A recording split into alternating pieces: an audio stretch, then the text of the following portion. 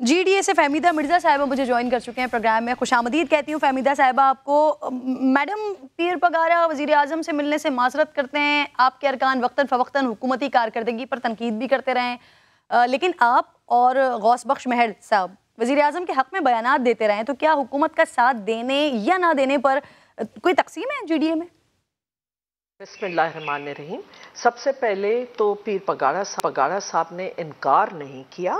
और उनकी तबीयत ठीक नहीं थी तो उन्होंने यही कन्वे किया, और न सिर्फ उन्हें कन्वे किया बल्कि जितनी पॉलिटिकल पार्टीज उनको अप्रोच करने की कोशिश कर रही थी सबको उन्होंने यही मैसेज किया। और उसके अलावा हम दो के अलावा एक और थर्ड मेंबर हैं जिनसे मैंने पूरा व्यू लिया, और क्योंकि हमें वहाँ से ही पीर पगारा साहब की तरफ से भी कन्वे हुआ था कि वो सपोर्ट कर रहे हैं, अनकंडीशनल सपोर्ट कर रहे हैं, ये मैसेज तो हमें वहां से भी आ गया था। बट जाहिर है क्योंकि हमारी एक कोलिशन है और उसमें गौस बख्श महर साहब हों, मैं हूं और एक जो खातून है हमारे साथ सायरा बानो, तो हम तीनों ने, मैंने उनसे भी पूछा कि PM साहब आने का कह रहे हैं, अगर आपको कहीं किसी लेवल पे इख्तलाफ है तो बताएं। तो वो क्योंकि बाहर ट्रैवल कर रही थी वो नहीं आई खुद, लेकिन उन्होंने मुझे बताया कि बिल्कुल पीर पगारा साहब का यही फैसला है कि हम अनकंडीशनल सपोर्ट कर रहे हैं। तो ये कहना कि कोई स्प्लिट है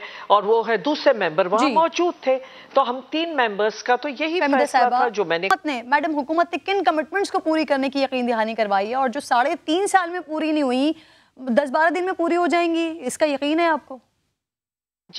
जी देखें, मैं पहले जो नहीं हुई हैं किसी हद तक होती हैं, इशू टू इशू आते रहते हैं सिंध के हवाले से, और वो इश्यूज हम रेस करते रहते हैं। इस वक्त जो था कि फेडरल इदारों में कैसे बेहतरी लाई जाए, जिसका रिफॉर्म चल रहा है एक फेडरल लेवल पे, लेकिन जाहिर है कि अगर मेरे हल्के में हेस्को है या किसी के सेप्को है उससे रिलेटेड, क्योंकि एम्प्लॉयज तो जाहिर है ये पुराने इंडक्ट हुए हुए, लेकिन उनकी इनएफिशिएंसी और उनके लेवल पे जो कुछ हमें शिकायत आती हैं वो सब मैंने उनसे रेस की, क्योंकि बिजली के हवाले से एक बहुत हमारे इश्यूज होते हैं, तो वो सारे मैटर्स रेस किए, आवाम के लिए जो भी स्कीम्स हैं उसके हवाले से रेस किए, और जितने हमें वक्तन फवक्तन होते हैं, जिसमें खास तौर पे प्राइम मिनिस्टर का सिंध में आना भी के रूरल एरिया में, क्योंकि अब तक कोविड सिचुएशन थी, उन्होंने बताया जो कि एक जेन्युइन वो भी है, रीजन भी था कि ये सारी वजूहात थी कि जिसमें बैठ के, और जितने चैलेंजेस इस वक्त यहाँ पे हैं, क्योंकि मैं कैबिनेट का हिस्सा हूँ, मैं देखती रहती हूँ, चाहे मुल्क की सिक्योरिटी का हो, चाहे लॉ एंड ऑर्डर सिचुएशन हो, बॉर्डर सिचुएशंस हो, और इसके अलावा इकोनॉमिक चैलेंज जो कि एक बहुत बड़ा चैलेंज है उसके हो, अफगानिस्तान रिलेटेड, तो ये सारे मैटर्स हम कैबिनेट में डिस्कस करते रहे और कैबिनेट में भी मैं रेस करती रही। तो अब वो ये था क्योंकि एक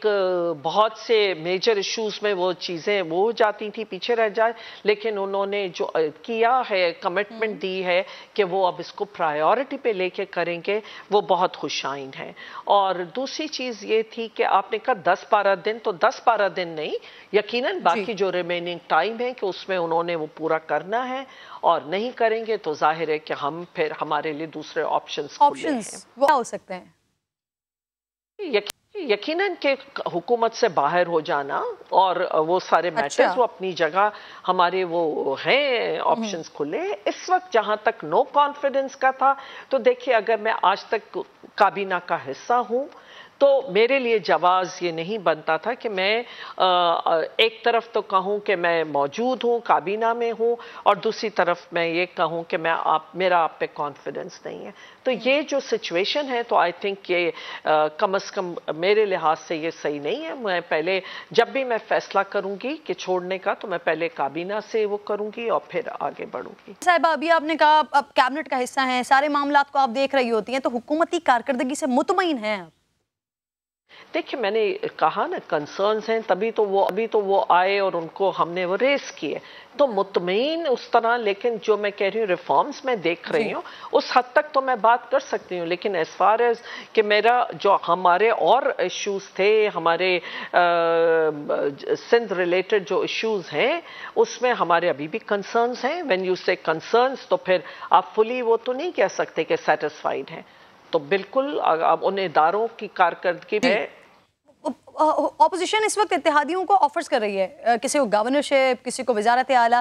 جی ڈی اے کو کوئی آفر کی گئی ہے؟ میں تو سب سے پہلے کہ یہ بہت آڈ اور عجیب سی بات ہے کہ کیا وجہ ہے کہ اس طرح بیٹھ کے آپ یہ کیا کہلاتی ہے. میں سمجھتی ہوں یہ اس طرح کی یہ جو بھی یہ کر رہے ہیں کہ یہ اپنے طور پہ اپنے اون پہ اور یہاں سے ممبر توڑے, اور یہ دیکھیں یہ دونوں میجر پولیٹیکل پارٹیز جو اس وقت اپوزیشن کا حصہ ہیں یہ انہی چیزوں کے وکٹم رہ چکے ہیں. میں یہ سب دیکھ چکی ہوں پاسٹ میں, اور یہ کہ کیا کسی کو کہہ رہے ہیں کیا وہ ہو رہا ہے, تو یہ تو پہلے ذمہ داری ان کے اوپر آتی ہے کہ وہ ملک کے لوگوں کو مایوس کر رہے ہیں, وہی اپنی پرانی والی سیاست کو اگر بیچ میں لا رہے ہیں اور اسی طرح کی چیزوں کے اوپر آپ ایک ماحول خراب کر رہے ہیں, تو میرا یہ خیال ہے کہ یہ بہت ایک افسوسناک صورتحال ہے. فہمیدہ صاحبہ, اپوزیشن کے جی ڈی اے سے رابطے ہو رہے ہیں؟ تو کرتے ہیں یقیناً, اور پیر پگاڑا صاحب کے لیول پہ بھی الگ وہ ہو رہے تھے. ضرور جب کوئی ووٹ ہیں اور موجود ہیں تو رابطے تو ضرور کیے ہوں گے. میڈم, اتحادیوں کو توڑنے اور انہیں آفرز کرنے میں زرداری صاحب کا بڑا امپورٹنٹ رول نظر آ رہا ہے. ماضی میں وہ کہہ چکے ہیں معاہدے قرآن و حدیث تو نہیں ہوتے جن پر مکمل عمل درآمد کیا جائے. آپ ان کی سیاست کو زیادہ بہتر طریقے سے جانتی ہیں نا, تو کیا جو کچھ بھی اس وقت اتفاق ہو رہا ہے آنے والے وقت میں یہ پارٹیاں ایک دوسرے کا ساتھ دے سکیں گی؟ دیکھیے بالکل یہ آپس میں ایک ساتھ نہیں دیں گے. میرا پاسٹ ایکسپیرینس ہے, جب چارٹر آف ڈیموکریسی سائن ہوا اس کے چند دن, زیادہ میں سال کی بھی بات نہیں کر رہی ہوں, چند دنوں میں اس کی وائیولیشن ہوئی اور اس پہ عمل نہیں ہوا. پہلی بات. دوسری چیز یہ ہے کیونکہ چارٹر آف ڈیموکریسی یہ نہیں, جو بھی ایک منیمم ایجنڈا تھا کم از کم اس کے اوپر ایک ہونا چاہیے تھا. اس کے بعد آپ نے ساری آج کل تو بہت زیادہ ویڈیوز سرکولیٹ کر رہی ہیں, میڈیا میں چل رہی ہیں کہ اب اللہ بھی معاف نہیں کرے گا, اور دوسری طرف سے تھا کہ یہ تو موت کے کنویں میں چھلانگ لگانے کی باتیں ہیں. میڈم, نون لیگ بھی پشاور سے مداخلت کے الزامات لگا چکی ہے, اوقاف لیگ بھی کہہ رہی ہے کہ پشاور سے مدد کی کوشش ہو رہی ہے. آپ لوگوں کو کوئی پیغام وغیرہ آیا ہے پشاور سے؟ نہیں جی, ناٹ ایٹ آل. مجھے کبھی بھی کہیں سے کوئی پیغام نہیں آتے ہیں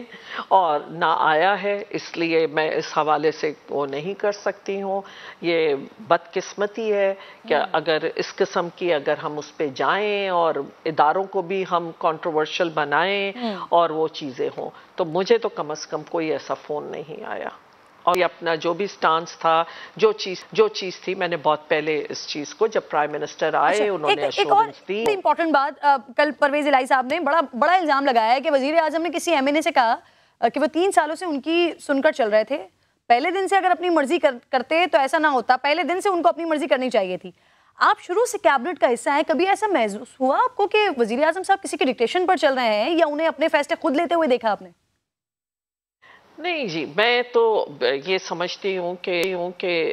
دیکھیں جو کابینہ میں ہوتا ہے, کابینہ میں نے دیکھا ہے کھل کے ممبرز بات کرتے ہیں, اور میں نے بہت دفعہ دیکھا کہ میں بھی کرتی ہوں, اور دوسرے چاہے الائڈ پارٹیز ہوں یا ان کے اپنے پارٹی کے ہوں, پی ٹی آئی کے کیوں نہ ہوں, بڑا سب کھل کے بات کرتے ہیں اور بڑی ایک ڈسکشن ہوتی ہے, اور جس میں کہ اس کے بعد جو بھی وہاں کابینہ کے فیصلے ہوتے ہیں وہ میجورٹی کے ہی وہ ہو جاتا ہے, اور اس میں پرائم منسٹر اس وقت وہ اپنے فیصلے لے رہے ہوتے ہیں. تو مجھے ان چیزوں کا, لیکن ایز فار ایز پرویز الہی صاحب جن کے لیے مجھے بہت زیادہ رسپیکٹ ہے, میرے بڑوں کا ان کے ساتھ تھا, میرا اپنا ایک تعلق ہے کہ میں کوئی ایسی چیز انہوں نے کہی جو میں نے سنی نہیں ہے, تو میرے لیے اس پہ بھی کوئی کامنٹ کرنا مشکل ہے.